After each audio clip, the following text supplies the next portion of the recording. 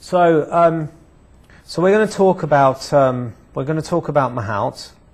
Oh, we're going to talk a little bit about Mahout, and then because we're running out of time, I'm going to skip a lot of the algorithms that you should know, and we'll go on to the demos. So this is the de facto machine learning library of Hadoop. The team that creates Mahout have said, unfortunately, that they're no longer supporting MapReduce as of the end of April, but it still works across Hadoop clusters. They're supporting Spark now. Everybody loves Spark, see. Yeah, so that's a little bit disappointing, but at the moment these models work with Mahout. And out of the box, it supports these user-to-user or item-to-item recommenders. These are the only concepts with Mahout that you need to know. You need to have this idea of a data model, effectively where you're going to get the data from. You need to work out where the population of users is. So is it bounded? You're only interested in the 100 closest users to you. You need to work out the similarity, and on the next page I'll just show you the algorithms just so that you have an idea of what they look like.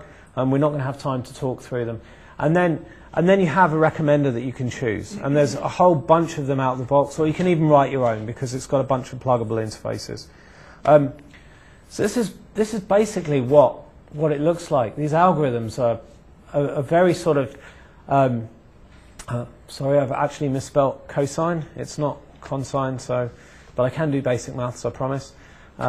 Very good at trig at school. So you have things like Euclidean distance, where you just measure distance in multi-dimensional space between sets of users. Very, very simple way of determining the proximity, the similarity between two users when you consider all of these variables. And then you've got this idea of a cosine similarity, which is based on the cosine rule to give a similar measure. And you've also got other algorithms as well. You've got Pearson and Spearman, which are more ranking based, which will give you that sort of idea of these are the best ones, these are the worst. Some of them work with ratings, some of them don't. And you've got others. You can Slope 1's a very popular one. You've got a new item-based one called KNN, and you've got SVD, which is a matrix decomposition. So it takes all of this data and gives you one number. What I'm going to do is show you a demo. We've got 15 minutes left, and I am keen to show you some Mahout. So what I've got is I've got an HD Insight cluster. I've got a Hadoop running Windows Azure on Windows Azure. This has literally just got one node here. But what I've done, just so that I wouldn't forget the code, I'm going to cut and paste it, assuming that the networking doesn't fail me. So just to talk you through this, Mahout has already given me the functions that I need to be able to run this without actually writing any code. So it submitted this to my cluster, which you've seen, and we'll try and remote desktop in and take a look at what it's doing in a second. But you can see here, I've referenced the Mahout jar, the 0.9 jar there, and I've pointed it to my input data. You actually can't see anything there, can you? Because of the, right, okay. But this is running across a cluster. What you can't see, I can't actually see it either on my screen, is this idea of a similarity. So, whoa. Okay, so it looks like this is a legitimate exception. Output directory, temp, prepare, preference already exists. So this is one of the problems with Hadoop, unfortunately, yeah, this is one of the problems of Hadoop, unfortunately. I've run this demo before, and Hadoop does not delete the output directories unless you tell it to.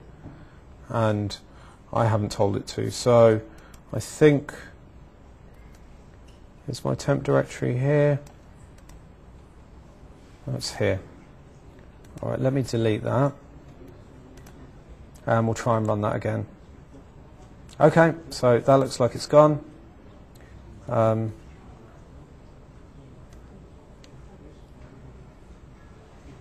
Oops. Right.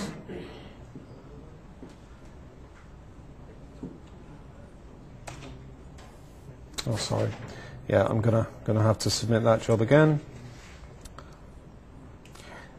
Anyway, so essentially, when you build these, okay, you know what? I'll try and submit the whole thing again because it thinks it succeeded, but clearly it didn't. Okay. Let's go again.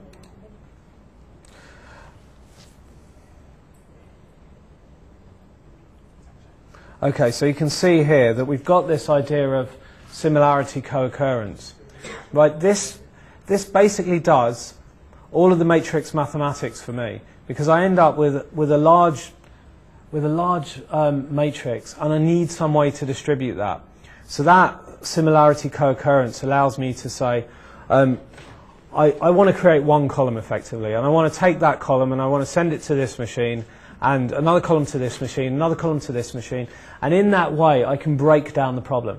So you can see here that what Mahout is doing is it's bootstrapping MapReduce. It's not actually really bootstrapping Reduce at all, it's just bootstrapping map.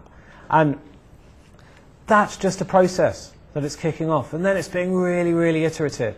So the similarity co-occurrence is splitting all of these values and saying, right, in this case I think I'm only actually running one machine, so this is going to take ages, but this does work across a cluster. And you can see here that map phase gets to 100%. It will do this many, many times. It will keep iterating. But I haven't had to do any work. I haven't had to do any maths. I could upload a Java jar. I could put it on that Azure HD Insight MapReduce definition. And what I would end up with, essentially, is the ability to inject some code into that process, into using that similarity. And that may entail some rules around my users, my data population. But you can see I've completely offloaded the problem to Hadoop. So what I can do is, just to show you, let's hopefully see that what Hadoop is actually doing. So I'm going to remote desktop.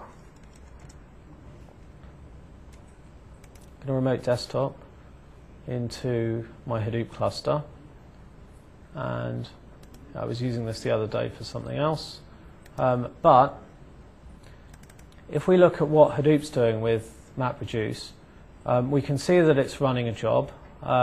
This is our Templeton job for bootstrapping. You'll find that everything in Hadoop is all about vectors. You know, you create a whole bunch of vectors for this. Mahout. So you can see that we're actually in the midst of this job, and there's also been a whole bunch of completed jobs. So when I said that this is iterative, I really mean that Mahout is creating its own pipeline, because it will do one, then it will try and get closer to the result, then it will try and get closer again. And every single time it does this statistical operation. For any of you that sort of remember your, it was the equivalent of GCSE O-level in the UK. But that idea of Newton-Raphson, which you had to do as mathematics, which is a very sort of iterative way of sort of narrowing your error margin. This is what this process does. Anyway, we'll leave that going. That might go on forever because there's not a lot of computing power behind that. And what I'm going to do is show you the result. So the input was this. This is from a public data set called GroupLens. And you can see here that I've taken, it was this one. So it's 1 million ratings of 6,000 users and 4,000 movies. And what I've done is I've taken that as input and I've skewed it a little bit and I've cut out some stuff and I've just shaped it nicely so that I can process it particularly in that user item rating style. And what that Mahout process will give me is that. So user 1, it will say recommended item 234 with a rank of 5. Because my item scale is between 0 and 5 and it already understands that, that will be my rank. And it will give me the top end values within that neighborhood. Okay? So you can see that if you tweak this, you can make this very, very dynamic. You can batch on this, you know, every hour if you wanted to, if you had a new set of users and you had a very fast process.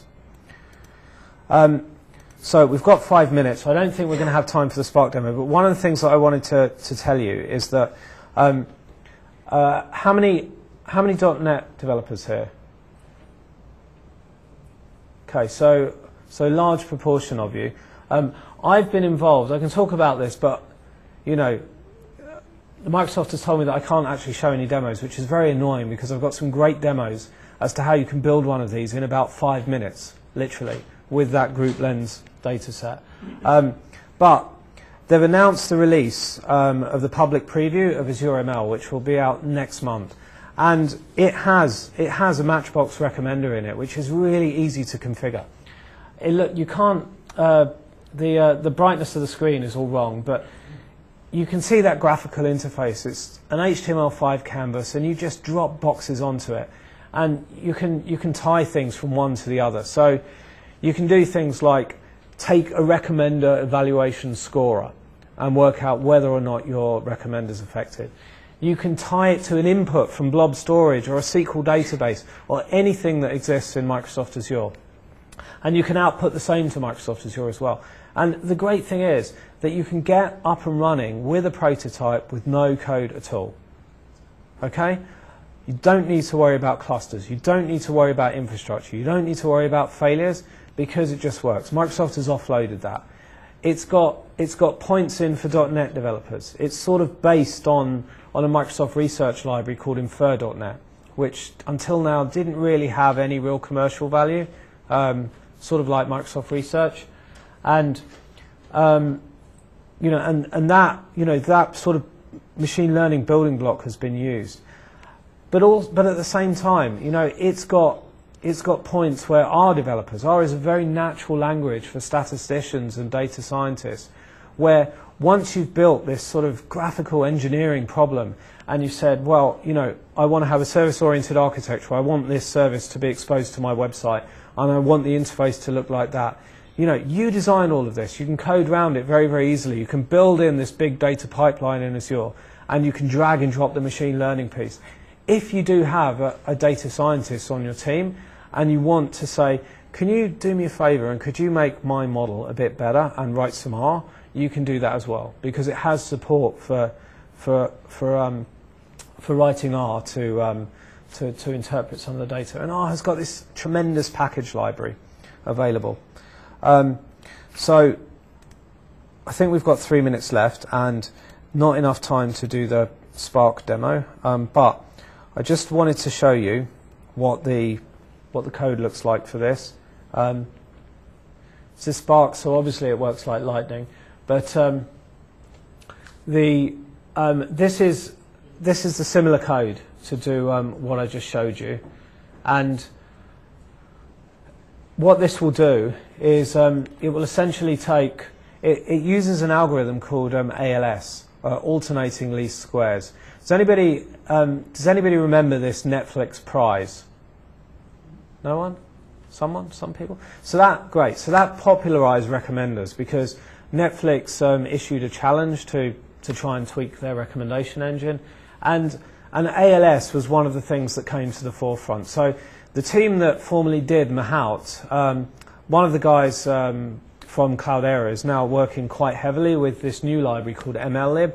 So they've introduced ALS as the first algorithm, and fantastic approximations. You can see here that, you know, we literally read in that file, we split on the commas, and we push this into an array that we can use, and we already have a type called rating there.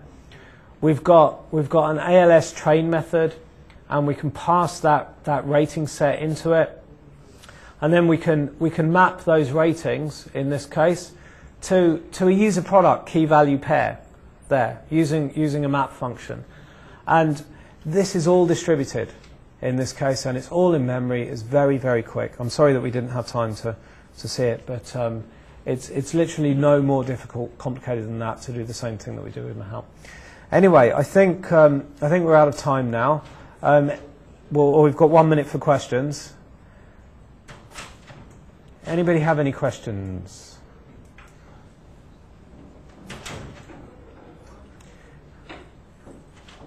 Anybody have any questions in Hebrew, and I'll try my best to answer. No, I was lying. I wasn't going to do that.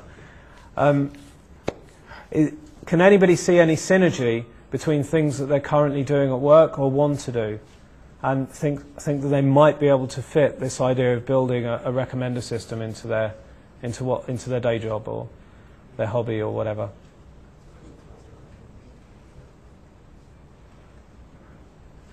Come on. Tell us. Oh, okay, all right. All right, somebody who doesn't do that at work who might want to. Okay, well, thank you very much for your time.